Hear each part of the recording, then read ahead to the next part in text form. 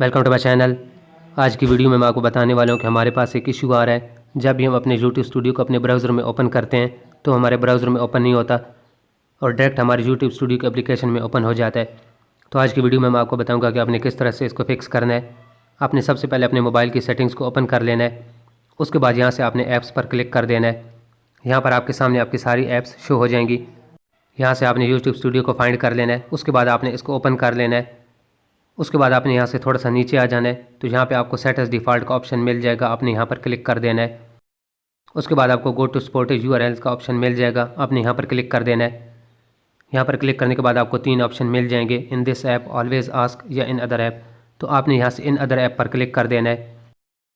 ये सेटिंग करने के बाद अब हम चेक कर लेते हैं कि हमारा अपने ब्राउज़र में ओपन होता है या नहीं। यहाँ से मैं अपने ब्राउज़र को ओपन कर लेता हूँ। उसके बाद आपने यहाँ पर यूट्यूब स्टूडियो टाइप कर देना है। यहाँ पे आपको यूट्यूब स्टूडियो का ऑप्शन मिल जाएगा तो आपने यहाँ पर क्लिक कर देना है। उसके बाद आपने यहाँ से कंटिन्यू टू स्टूडियो पर क्लिक कर देना है। यहाँ पे आप देख सकते हैं कि हमारा यूट्यूब स्टूडियो हमारे ब्राउज़र में ओपन हो चुका है।